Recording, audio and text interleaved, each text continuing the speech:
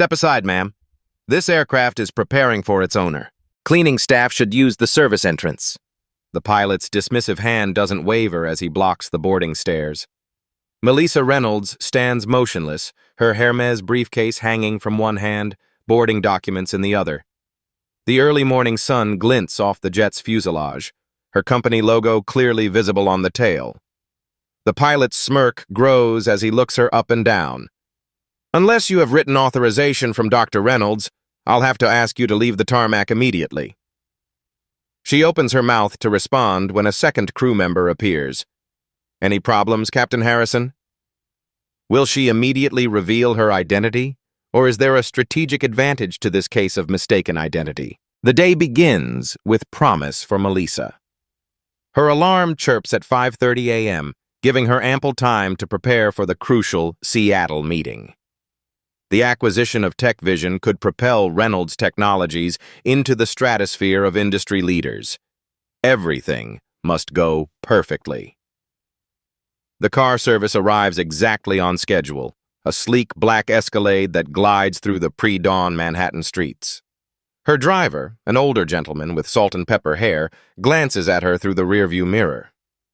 Dr. Reynolds, I recognized your name from the reservation. Just saw you in Fortune's 40 Under 40. Congratulations. Melissa offers a polite smile. Thank you. That was unexpected. The drive to Teterboro Airport passes quickly. When they arrive at the private terminal, the glass and steel structure gleams in the rising sun. Inside, the terminal bustles with early morning activity. Executives in tailored suits clutch coffee cups and briefcases, preparing for their own journeys. At the counter, a white businessman receives effusive service. The staff members smile, never faltering as she processes his documents with swift efficiency. Have a wonderful flight, Mr. Whitman. Your usual scotch will be waiting on board. When it's Melissa's turn, the same staff member's smile dims slightly. Her eyes flick between the reservation and Melissa's face twice. ID, please, she says flatly. Melissa provides her license. The woman studies it, then looks back at Melissa. I'll need to see that again, please. Melissa maintains her composure, though her jaw tightens momentarily. She's been here before. The subtle questioning of her belonging in these spaces. Across the terminal, Captain James Harrison observes the interaction. His eyes narrow as he takes in Melissa's impeccably tailored suit, her natural hair styled in a sleek updo. He leans toward his co-pilot. The security guard approaches Melissa next. Random screening, ma'am. Please step this way. She complies without complaint, though she's passed through this terminal twice monthly for the past year. As she collects her belongings afterward and walks toward the tarmac, Harrison's gaze follows her. He mutters something to his co-pilot, who chuckles uncomfortably. What prejudices are already forming in the pilot's mind before they've exchanged a single word? Melissa strides across the tarmac, her heels clicking against the concrete. The morning air carries the scent of jet fuel and possibility. Ahead, her Gulfstream G650 waits, its sleek white body emblazoned with the Reynolds Tech logo, a stylized RT in blue and silver. Captain Harrison intercepts her at the bottom of the boarding stairs. He positions himself directly in her path, feet planted wide, arms crossed over his chest. His captain's bars gleam in the sunlight. "Excuse me, ma'am," he says, his voice deliberately slow as if speaking to someone who might struggle with English. "This is a restricted area. Are you lost?" Melissa stops, maintaining a professional distance. "No, I'm not lost. I'm here for my 8:30 departure." Harrison's eyes narrow. "This aircraft is preparing for a private departure. The passenger terminal is back that way." He gestures vaguely behind her without taking his eyes off her face. She reaches into her bag and produces her boarding documents, extending them toward him. "Here are my boarding papers. I believe everything's in order." Harrison barely glances at them. "Ma'am, this is the private aircraft of Dr. Reynolds. Unless you have specific authorization—" "As you can see," Melissa interrupts, pointing to the logo on the jet, "this is a Reynolds Technologies aircraft. I am—" "Listen," Harrison cuts her off. I don't know how you got onto the tarmac, but this plane is preparing for its owner. I'm going to have to ask you to leave immediately. Melissa takes a deep breath. I believe there's been a misunderstanding. Before she can finish, Harrison raises his hand and waves over a security guard. We have an unauthorized person attempting to access a private aircraft. The guard approaches swiftly, hand hovering near his holster. Melissa reaches for her phone to show additional identification, but Harrison barks, "Keep your hands where I can see them." The co-pilot watches from the cockpit doorway, his expression uncomfortable but silent. Across the tarmac, 3 white executives climb the stairs to their waiting jets without interruption. No one questions their right to be there. No one demands their identification. "Step away from my aircraft," Harrison demands, emphasizing the possessive. His stance widens, claiming more space on the tarmac, establishing dominance. Melissa remains composed despite the growing audience of ground crew and nearby passengers. If you would just call Reynolds Tech headquarters— Ma'am, Harrison interrupts, his tone dripping with condescension. I fly Dr. Reynolds regularly. I know who the owner is. The terminal manager hurries across the tarmac, a thin man with a permanently worried expression and a clipboard clutched to his chest. Harrison immediately turns to him. We have a trespasser attempting to board, he reports before Melissa can speak. She's trying to access Dr. Reynolds' jet. The manager doesn't ask for her side first. Instead, he immediately aligns with Harrison. Can I see some identification, please? Melissa produces her driver's license and corporate ID. The manager studies them, his expression growing increasingly skeptical. He glances from the IDs to her face and back again. These look unusual, he says finally. Could be fake. For the first time, a flash of anger breaks through Melissa's calm exterior.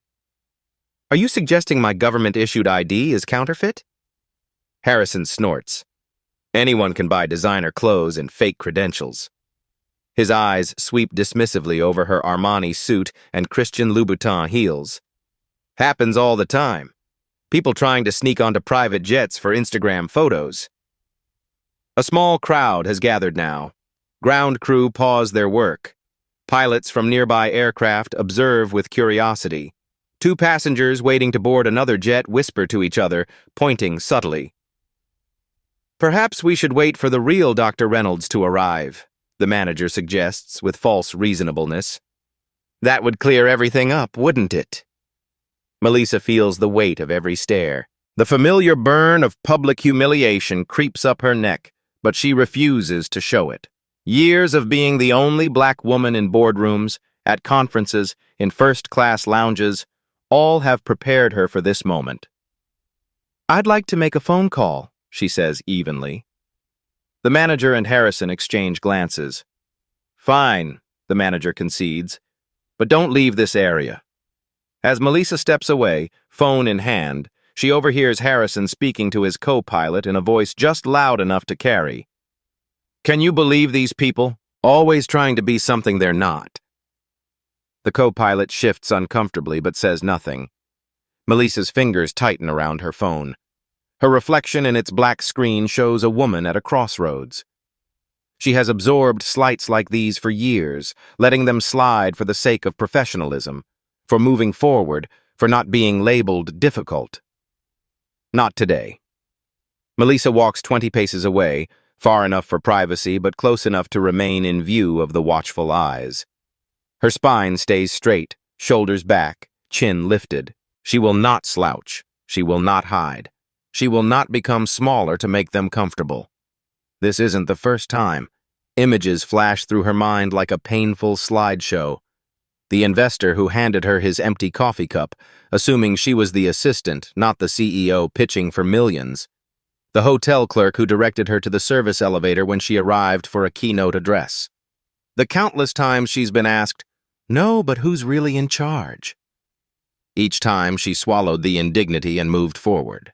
Each time she told herself it was strategic. Pick your battles, focus on the bigger picture, success is the best revenge. But somewhere along the way, silence became complicity. And now, watching Harrison smirk at her from across the tarmac, she makes a silent vow. This ends today. She dials her executive assistant. Daniel answers on the first ring. "Good morning, Dr. Reynolds." "Daniel," she says, her voice calm and measured despite the adrenaline coursing through her veins. "Implementation protocol Foxtrot Alpha Alpha. Immediate." There's a beat of silence as Daniel processes the significance of this code. Then, with absolute clarity, "On it. 17 minutes. Captain James Harrison, Terminal Manager." She glances at his name badge. "Scott Phillips." "Understood. Do you need immediate extraction?" "No. Proceed as planned." She ends the call and immediately dials another number. Her company's legal counsel answers promptly. "Sandra, documentation phase. Teterboro. Yes, again." She articulates the confrontation with precision, recalling exact quotes, identifying witnesses, noting timestamps. The lawyer on the other end takes it all down without comment. "Do you want us to intervene now?" Sandra asks when Melissa finishes. "No, full procedural response." Harrison approaches, his patience visibly thinning. He makes an exaggerated gesture for her to end the call. Melissa deliberately turns away from him, giving her back to his authority. "And Sandra, make sure the board recording starts immediately." She ends the call just as Harrison reaches her. His face has reddened with frustration, a vein pulsing at his temple. "This has gone on long enough," he says. "You need to leave the secure area now." Melissa slides her phone into her pocket and faces him fully. Something in her expression makes him take a half step back. The woman who stood before him minutes ago, accommodating, calm, careful, has vanished. In her place stands someone entirely different. Someone with the steady eyes of a predator who has just spotted vulnerable prey. "You're right about one thing, Captain Harrison," she says, her voice low enough that only he can hear. "This has gone on long enough." Two airport security officers approach, their uniforms crisp in the morning light. One is older, gray at the temples, with the weary expression of a man who's seen everything. The other is younger, eager, his hand resting casually near his holstered taser. Harrison watches their approach with undisguised satisfaction. His authority, momentarily challenged, will now be reinforced by men with badges and weapons. "Is there a problem here?" the older officer asks, addressing Harrison rather than Melissa. "This woman is attempting unauthorized access to a private aircraft," Harrison explains, gesturing dismissively in Melissa's direction. "She's refusing to leave the secure area." The younger officer steps forward, his hand shifting to rest more firmly on his taser. "Ma'am, I'm going to need you to come with us to the security office." "I'd advise you to remove your hand from your weapon," Melissa says, her voice carrying a new edge. The officer blinks, surprised by her directness, but doesn't comply. "We've had reports of attempted unauthorized boarding," the older officer continues. "We need to question you about that." "I'm exactly where I should be. At my aircraft," Melissa replies.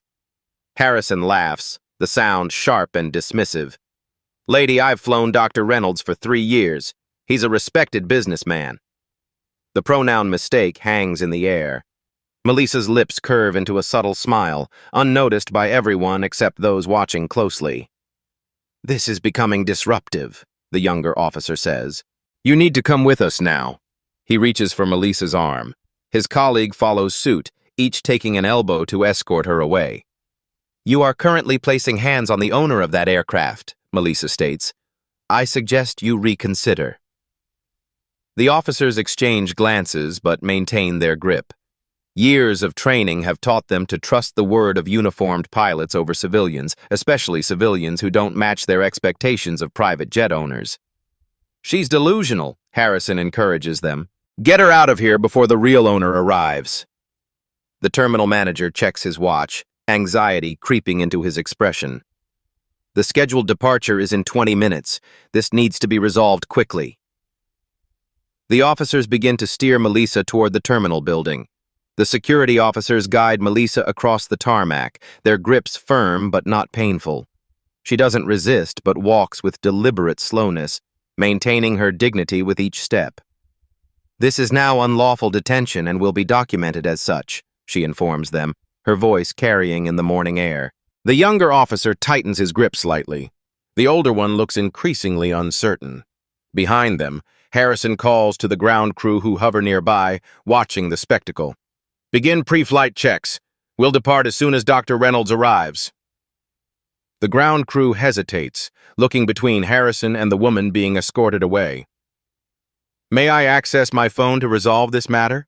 Melissa asks the officers. The older officer nods reluctantly. Slowly. Keeping her movements measured, Melissa retrieves her phone with her free hand. She opens her calendar app and holds the screen up for them to see. "Teterboro departure. 8:30 a.m., G650, Captain Harrison piloting," she reads aloud. "This is my scheduled flight." The younger officer's grip loosens slightly as he peers at the screen. He looks to his partner, uncertainty creeping into his expression.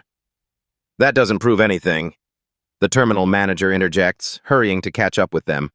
"Anyone could create a fake calendar entry." Melissa turns her attention to Harrison, who stands watching with arms crossed and satisfaction etched across his features. "Who exactly are you expecting to pilot today?" she asks him directly. Harrison straightens, pleased to have the opportunity to expose her deception. "Dr. Marcus Reynolds, CEO of Reynolds Technologies." "And you've met Dr. Reynolds personally?" Melissa queries, her tone innocently curious. "Many times," Harrison boasts with absolute confidence. "He's about my height, distinguished gray at the temples. A real gentleman." Melissa's eyebrow arches slightly at the complete fabrication. She's never met this man before today, and she certainly doesn't have gray temples. The security officers exchange glances, sensing the shifting dynamic but uncertain how to proceed. The terminal manager fidgets with his clipboard, sweat beading on his forehead despite the cool morning air. Before anyone can speak again, the distinctive sound of tires on tarmac draws their attention. A black town car speeds toward them, driving faster than regulations permit in the restricted area. The town car stops with precision, its tires barely squealing against the concrete. The driver's door opens and a man emerges, tall, lean, in a perfectly tailored charcoal suit. Daniel Chen, Melissa's executive assistant for the past 5 years, steps onto the tarmac carrying a leather portfolio. Harrison straightens, his expression shifting to anticipation. This must be the real Dr. Reynolds arriving, male, as he expected, though not matching the description he fabricated moments ago. Daniel walks directly toward Melissa, ignoring the security officers, Harrison, and the terminal manager. His stride is purposeful, his expression professionally neutral. "Dr. Reynolds," he addresses Melissa with crisp formality, "I have the documents you requested." The security officers freeze, their hands still on Melissa's arms. Harrison's satisfied expression falters, confusion taking its place. "Nice try," Harrison recovers quickly. "This is clearly a coordinated attempt to—" Daniel opens the leather portfolio and hands Melissa several documents. She reviews them briefly, then presents them to the security officers and terminal manager. "My FAA credentials, aircraft registration in my name, and identification confirming I am Dr. Melissa Reynolds, owner of Reynolds Technologies and this aircraft." The terminal manager's complexion pales as he reviews the documents. The older security officer releases Melissa's arm immediately. His younger colleague follows suit a moment later, stepping back as if burned. Harrison pushes forward, grabbing the papers from the terminal manager's hands. "These could be elaborate fakes," he insists, desperation creeping into his voice. "I know Dr. Reynolds." Melissa straightens her jacket, smoothing away the wrinkles left by the officer's grip. "Clearly you don't," she replies evenly. "And now you never will, at least not as his pilot." For the first time, uncertainty flickers across Harrison's face. The implications of his error begin to penetrate his confidence. "Daniel," Melissa addresses her assistant without breaking eye contact with Harrison, "please inform the backup flight crew they're needed immediately." "Already done," Daniel responds. "They're clearing security now, part of the Foxtrot Alpha Alpha protocol." Harrison looks between them, realization dawning that this situation is spiraling far beyond a simple misunderstanding. Something more significant is happening, something carefully orchestrated. Melissa stands at her full height now, no longer making herself smaller to accommodate others' comfort. The early morning sun illuminates her features, highlighting the shift in her demeanor from accommodating professional to commanding authority. The security officers back away, muttering apologies. The terminal manager steps forward, his clipboard clutched to his chest like a shield. "Dr. Reynolds, please accept my sincere apologies for this unfortunate misunderstanding," he stammers. "If there's anything we can do to—" "We'll address your terminal's protocols later, Mr. Phillips," Melissa interrupts, her tone making it clear this conversation is far from over. Harrison remains planted in place, clinging to his rapidly disintegrating narrative. "There must be some mistake in the paperwork," he insists, though his voice has lost its earlier confidence. Melissa turns to face him directly for the first time since this confrontation began. The tarmac falls silent as she studies him, her gaze analytical and unrushed. "Captain James Harrison," she begins, her voice carrying effortlessly across the space between them. "ATP certification number 285743, 3 safety violations in the past 5 years, all quietly resolved." Harrison's mouth falls open slightly, his eyes widening. The specific knowledge of his pilot certification number and record cannot be dismissed as lucky guesswork. "How did you—" "Your last recertification," Melissa continues as if he hadn't spoken, "was supervised by Chief Examiner Wilson, who noted concerns about your interpersonal communication skills but passed you anyway." Complete silence falls across the tarmac. Even the distant sound of jet engines seems to dim, as everyone realizes that Melissa has access to information no ordinary jet owner would possess. The security officers exchange alarmed glances. The terminal manager's clipboard slips from his grasp, clattering against the concrete. Melissa takes 3 measured steps toward Harrison, closing the distance between them to conversational range. When she speaks again, her voice is lower but no less clear. "Perhaps I should introduce myself properly, Dr. Melissa Reynolds, chairwoman of the Federal Aviation Administration's Diversity and Compliance Board." The blood drains from Harrison's face as the magnitude of his error becomes clear. This isn't just about denying a passenger boarding. This is about discriminating against a federal regulatory official with direct oversight of his career.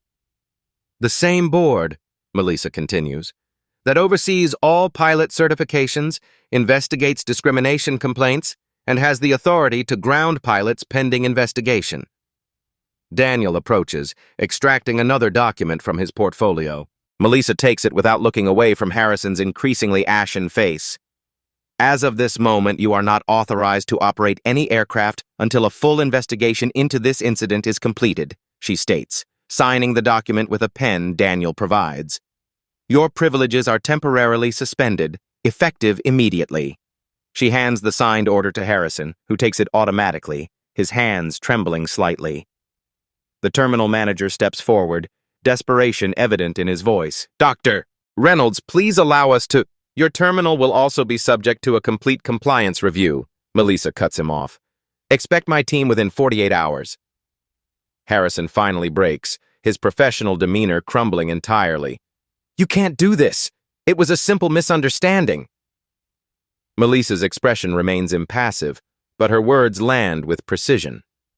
"No, Captain Harrison. It was textbook discrimination, witnessed by multiple parties against a federal regulatory official. That's not a misunderstanding. That's a career-ending mistake." As if summoned by her words, 2 pilots in uniform approach from the terminal, carrying their flight bags. They greet Melissa with appropriate professional respect. "Dr. Reynolds, we're ready when you are," the lead pilot says. Harrison watches in stunned disbelief as Melissa nods to the new crew, then turns toward the boarding stairs of her jet. Daniel walks ahead, carrying her briefcase along with his portfolio. At the top of the stairs, Melissa pauses. She turns, looking down at Harrison, who remains frozen in place, holding his suspension order. "You don't recognize power when it doesn't look like you," she says, her voice carrying clearly in the morning air. "That's why you no longer have any."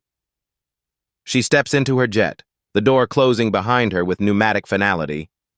Melissa's jet climbs into the clear blue sky, banking gently towards Seattle. On the tarmac below, Harrison remains motionless, the suspension order clutched in his hand, watching as his career evaporates into the jet wash. 1 week later, the executive boardroom of Atlantic Charter Private Aviation hums with tense energy. Floor-to-ceiling windows offer panoramic views of Manhattan, but no one appreciates the vista today. 12 board members sit around a gleaming mahogany table, their expressions grim. At the head sits CEO Victor Pearson, his normally ruddy complexion ashen. "Play it again," he instructs the company's general counsel. The large screen on the wall illuminates with security footage from Teterboro. The silent video shows the entire confrontation between Harrison and Dr. Reynolds. Though there's no audio, Harrison's dismissive body language speaks volumes. This footage has been viewed over 4 million times on social media, the PR director reports. Every major news outlet has covered it. The hashtag #FlyingWhileBlack is trending nationally. Harrison sits at the far end of the table, no longer in uniform. His blue suit looks rumpled, as if he's slept in it. Dark circles shadow his eyes. "Our legal position is precarious at best," the general counsel continues, clicking to a new slide in her presentation. "Captain Harrison didn't just discriminate against a passenger, he discriminated against the one person who can shut down our entire operation." The slide displays the FAA's official notice of investigation into Atlantic Charter's compliance with anti-discrimination regulations. The document bears Melissa Reynolds' signature. "Teams of FAA investigators arrived at Teterboro yesterday," the operations director adds. "They're reviewing every record, interviewing all personnel, examining every complaint ever filed." Harrison leans forward. "It was a misunderstanding. How was I supposed to know?" "That's enough!" Pearson slams his hand on the table. "You didn't just make a mistake, Harrison. You've potentially destroyed this company." At the FAA headquarters in Washington, D.C., Melissa sits at her desk reviewing a thick folder of discrimination complaints against Atlantic Charter. Her office is spacious but practical, decorated with framed degrees and awards recognizing her contributions to aviation safety and equity. An aide enters with another stack of files. "These just came in from our field office. 27 more complaints against Atlantic Charter over the past 5 years, all buried at the regional level." Melissa nods, unsurprised. "Add them to the investigation file." On a nearby screen, a news anchor reports, "The incident has sparked a nationwide conversation about discrimination in private aviation. Dr. Reynolds, who made history as the youngest person ever appointed to chair an FAA board, has called for a comprehensive review of the industry's practices." The footage cuts to Melissa at a press conference, her posture impeccable, her words measured and precise. "This isn't about one incident," she states to the assembled reporters. "It's about a pattern that has been ignored for too long. Every passenger deserves equal treatment regardless of race, gender, or appearance." 2 years earlier, Melissa sits in the Oval Office as the president signs her appointment papers. "The FAA needs someone who understands both the technical aspects of aviation and the human element," the president says. "Your experience as both an industry leader and someone who has faced discrimination gives you a unique perspective." Melissa thinks of all the times she's been dismissed, underestimated, mistaken for support staff rather than the CEO of a technology empire. "I'll use that perspective to create meaningful change," she promises. Back in Atlantic Charter's boardroom, the legal team delivers its final assessment. "We recommend terminating Captain Harrison immediately," the lead attorney states. "It won't solve all our problems, but it demonstrates our commitment to addressing the issue." "This is outrageous," Harrison protests, rising to his feet. 25 years of service, and you're throwing me under the bus for one misunderstanding?" "A misunderstanding?" The HR director's voice is incredulous. "You told her to use the service entrance. You claimed to know Dr. Reynolds personally and described him as a man with gray temples. You accused her of fabricating federal credentials. This wasn't a misunderstanding, it was discrimination, plain and simple. You've placed this entire company at risk, Pearson adds, his voice tight with controlled fury. The FAA could revoke our operating certificate. Do you understand what that means? 4,000 jobs, billions in contracts, all because you couldn't believe a black woman might own a private jet. The board votes unanimously. Harrison's termination is effective immediately. Security waits to escort him from the building. As he's led out, a junior staff member approaches with a small box. "Your personal effects, sir," she says, not meeting his eyes. The box contains photos from his desk, his logbook, and his pilot wings, removed from his uniform. The wings catch the light as Harrison takes the box, the gold emblem that has defined his identity for decades, now just a piece of metal in a cardboard container. At the Seattle headquarters of Reynolds Technologies, Melissa concludes her meeting with Tech Vision executives. The acquisition is moving forward despite her delayed arrival last week. As the room clears, her general counsel remains behind. Atlantic Charter has terminated Harrison, she informs Melissa. They're implementing company-wide bias training and have reached out about a potential settlement. Melissa nods. It's a start. But this was never about one pilot or one company. On her tablet, she reviews the draft of new FAA regulations, requiring bias training for all pilot certifications and renewals. The document represents months of work, accelerated by the high-profile incident. Schedule the congressional hearing, she instructs her assistant. It's time to push this forward. News montages play across screens nationwide. Atlantic Charter Aviation faces federal investigation following discrimination incident. FAA announces comprehensive review of private aviation industry practices. Congressional Transportation Committee to hold hearings on discrimination in aviation. Captain James Harrison, the pilot at the center of the controversy, has had his ATP certificate suspended pending a formal hearing. In his suburban New Jersey home, Harrison sits alone in his darkened living room, the television casting blue light across his features as he watches his career and reputation disintegrate in real time. On the coffee table, a half-empty bottle of scotch and his pilot's license, possibly for the last time. His phone buzzes with a text from a former colleague. Hearing scheduled. FAA doesn't lose these cases. Get a good lawyer. Harrison turns off the phone and pours another drink. Will Atlantic Charter's attempts to mitigate damage be enough, or is Melissa planning something far more sweeping than punishing one pilot and one company? The FAA hearing room embodies formal austerity. Wood-paneled walls surround a U-shaped table where 5 officials sit in high-backed chairs. American flags stand at attention behind them. The room smells of furniture polish and consequence. Harrison enters wearing his only suit that isn't a pilot's uniform. The navy blue jacket hangs slightly loose. He's lost weight in the 3 weeks since the incident. Beside him walks Martin Geller, an attorney specializing in aviation law, whose services cost more per hour than Harrison now earns in a week. The gallery holds a small audience: 2 journalists, representatives from Atlantic Charter, and several FAA officials observing the proceedings. Harrison avoids their gazes as he takes his seat at the respondents' table.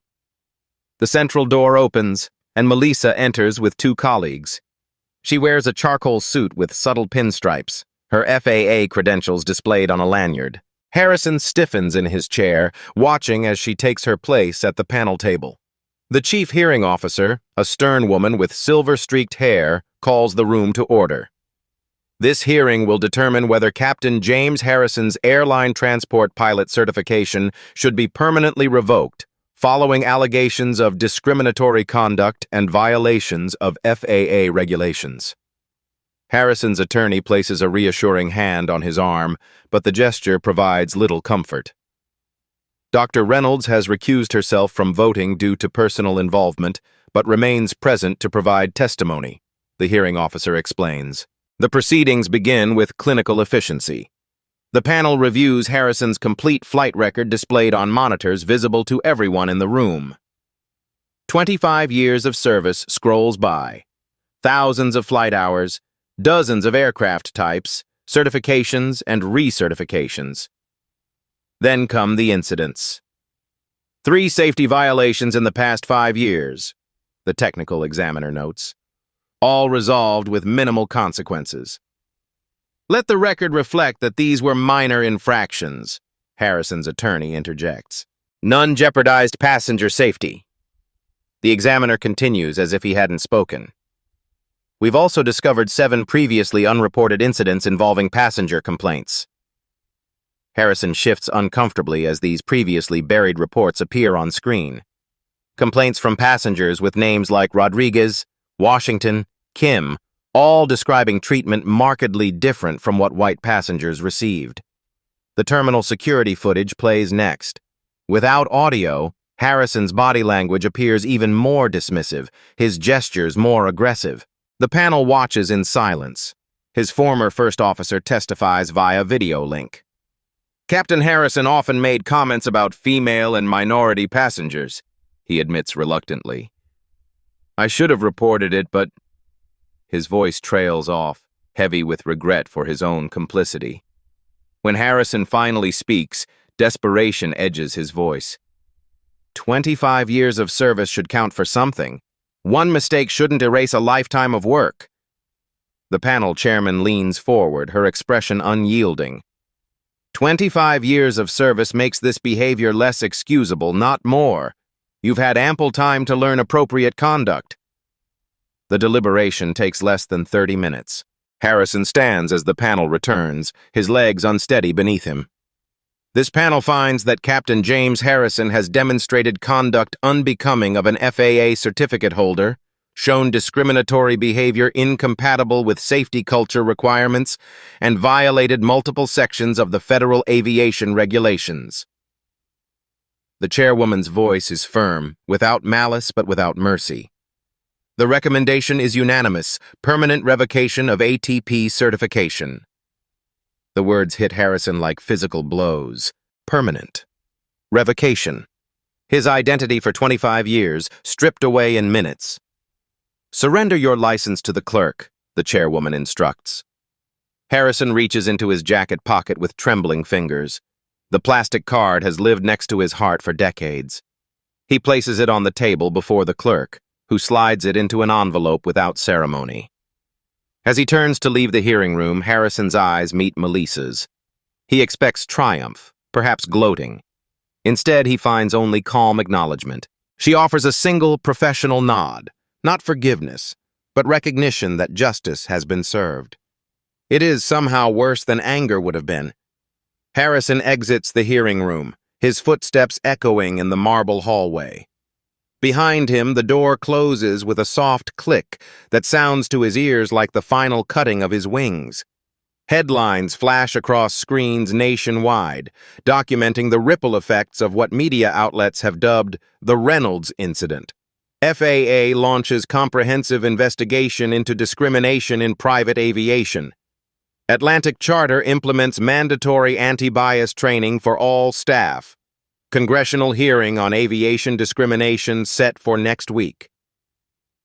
In a wood-paneled hearing room on Capitol Hill, Melissa sits before a semicircle of lawmakers. Camera flashes punctuate her testimony as she speaks with measured authority. This incident highlights a systemic problem, she explains, her voice carrying through the chamber. Our investigation has uncovered hundreds of similar complaints that were dismissed or buried. This isn't about one pilot or one company. It's about an industry culture that has gone unchallenged for too long. Senators and representatives from both parties listen intently. For once, this isn't a partisan issue. Discrimination in federally regulated industries concerns everyone. We're proposing new regulations requiring comprehensive bias training for all pilot certifications and renewals, Melissa continues. Additionally, we're establishing an independent review board to handle discrimination complaints directly, bypassing the internal channels that have failed passengers repeatedly. In a gleaming conference room at Atlantic Charter headquarters, executives sit through mandatory training sessions.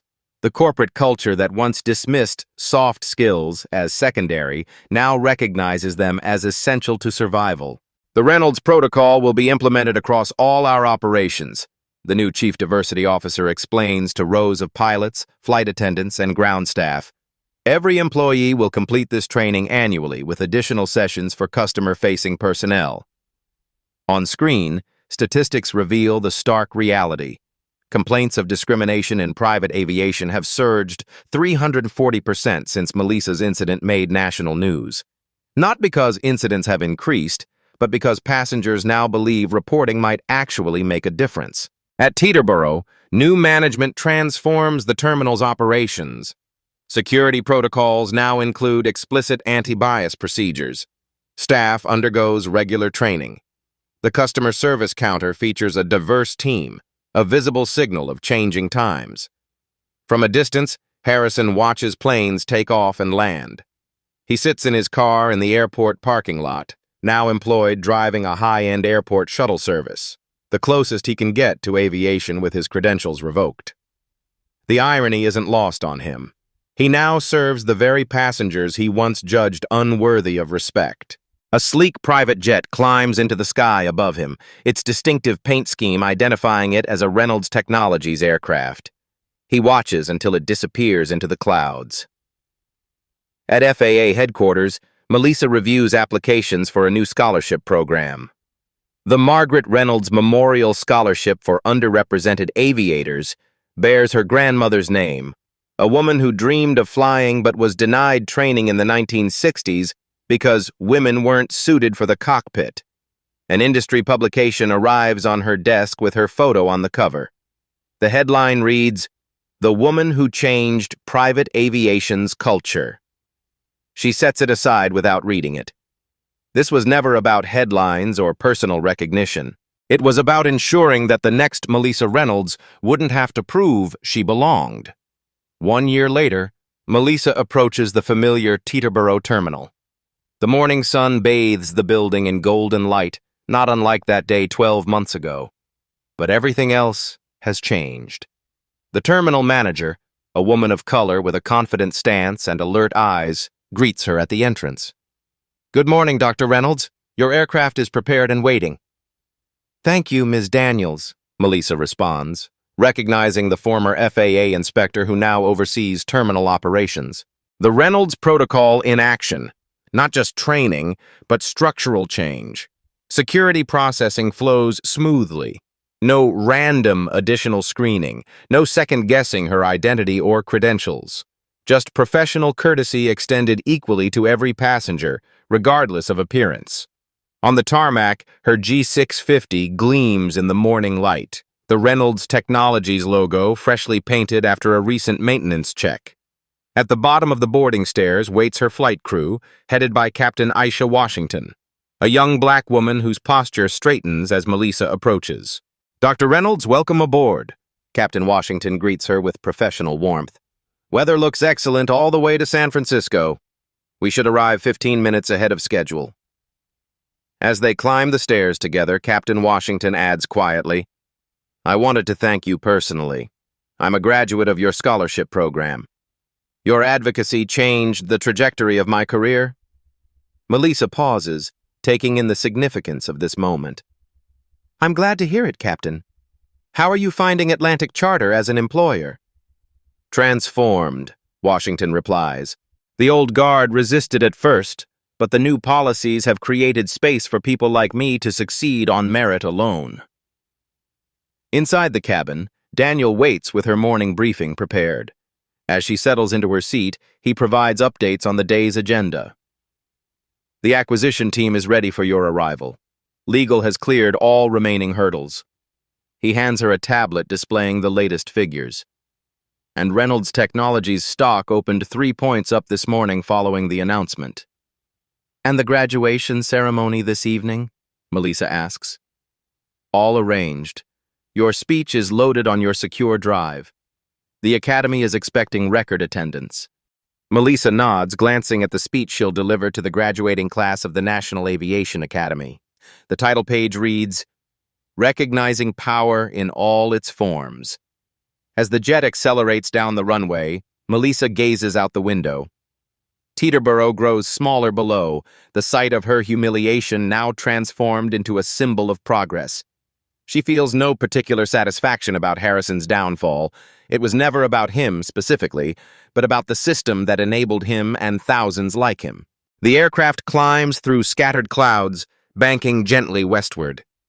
In her mind, she rehearses passages from her speech. Power doesn't always look the way we expect. Sometimes it wears unexpected faces, speaks with unexpected voices. But true authority isn't about being recognized. It's about creating change that outlasts the moment. She thinks about her grandmother, who cleaned airplanes but was never allowed to fly them. About her mother, who worked 3 jobs to put Melissa through engineering school.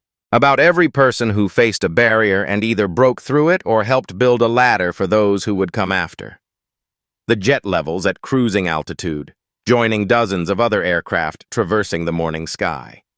Each plane carries its own stories, its own purposes. But now the people flying them and riding in them exist in an industry with clearer expectations and consequences.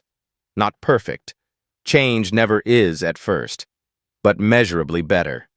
Verifiably improved. Systematically different. Melissa closes her eyes, feeling the gentle vibration of the aircraft around her. The moral of her story forms in her mind, words she'll share with countless others in the years to come. Respect isn't requested, it's required. And sometimes you have to change the whole sky to get it. At Beat Stories, we believe in the power of narratives that don't just entertain but illuminate. Stories that make us think, feel, and perhaps most importantly, act. If this story resonated with you, don't keep it to yourself. Hit that subscribe button to join our community of viewers who appreciate powerful narratives of justice and transformation. Each week, we bring you true stories of people who refused to accept disrespect and changed their worlds in the process. Like this video to signal boost these important conversations. Your simple click helps this story reach others who need to hear it. What happened today isn't just a story. It's a reminder. Silence protects systems, but courage rewrites them. At Beat Stories, we don't just watch change, we document it. Subscribe for more real stories that challenge power and amplify truth.